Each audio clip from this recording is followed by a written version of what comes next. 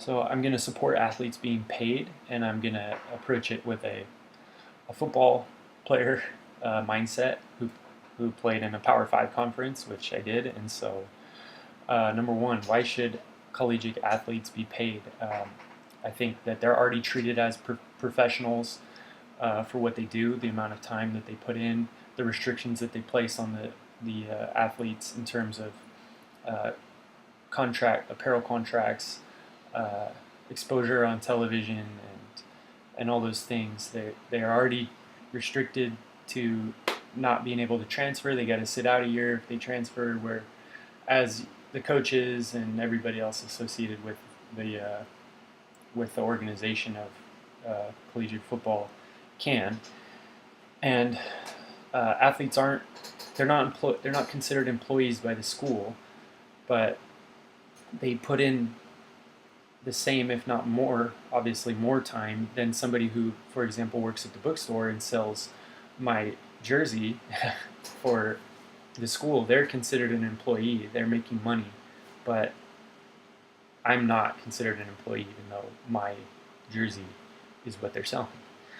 And I'm putting in more time and energy. But they're also they're not students.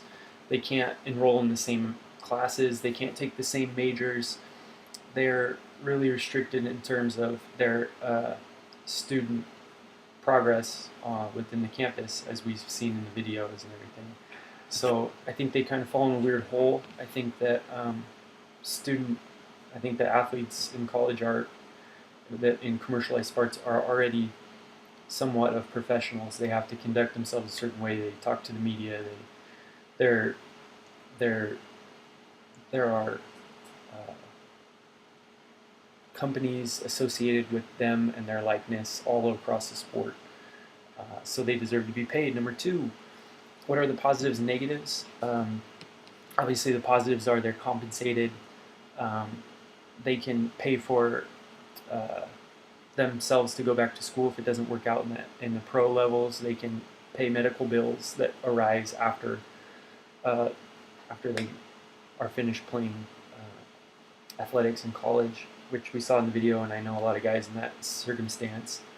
And it might slow down the spiral of the competitive spending that it explains in Lumpkin is just the perpetuated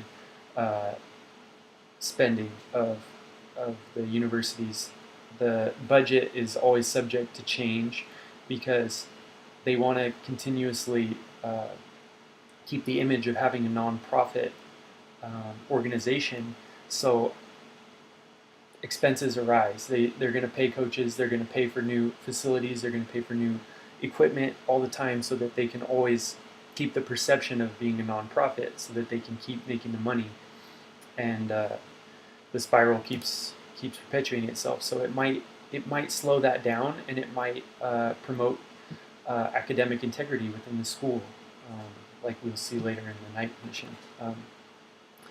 And some of the positives are some of the negatives are the spirit of the game might be hurt a little bit because they're considered professionals, and within sports like football, as opposed to a sport like softball within the same school where they're going through the same thing, but one player is paid and the other aren't. So it might hurt the spirit of the game a little bit. Unequal payment, as Lumpkin points out, there's unequal payment amongst teams that make more money. So she says that that's just a natural occurrence in that sort of market. And finally, and most importantly, it reinforces the idea that athletics are the priority for student athletes and not academics. So that's really important. Number three, how would colleges regulate it? I don't think anybody has the exact answer to that, but I am a part of the NCPA. I have been since I went to UCLA. The guy that started it was a football player there, and I always get the newsletters, and some of the information that they've provided is they looked at the NFL because it's a similar market where it's commercialized and they make similar amounts of money within the league, and so they wanted to see how could you apply that model, which is similar in terms of revenue from media, revenue from attendance, revenue from boosters, revenue from apparel contracts, and how could you apply that to the college setting? So the collective bargaining agreement in the NFL is 46.5% of the revenue in the NFL goes to the players, and if you apply that to, let's say, the top 25 teams in the NCAA, they make anywhere from 20 to 100 million dollars a year. So if you take a team in the middle of that, they give an example of a team that makes $60 million in 1 year. That means that every player's value on the team, if you apply that model, is $360,000 per year, as opposed to what they're being compensated for, which is a $30,000 scholarship per year. They could actually be making hundreds of thousands of dollars, and over the course of 4 years, it's 1.2 million, and over the course of a 5-year period, that's over $1.5 million. So that would be obviously some of the bigger teams, and the average for all the players across all Division I football teams, it would be $110,000 a year for all of the players. So I think that might be a way to regulate it. If there was a collective bargaining agreement, I think everybody should either be paid the same, as in the case of the $110,000, or if all the players should be paid based off of what their school makes. So might create some discrepancies, but that's it. In Lumpkin, it also points out that if everybody's paid differently, the best schools aren't necessarily going to scoop up all the talent because of some, what did she call it? Because of the principle, the invariance principle. And finally, should all the athletes be on the team be paid? Yeah, I think they all should be paid. Simple as that. They all put in the same work. They should all be paid, despite some athletes being the face of the team. That's part of being on a team.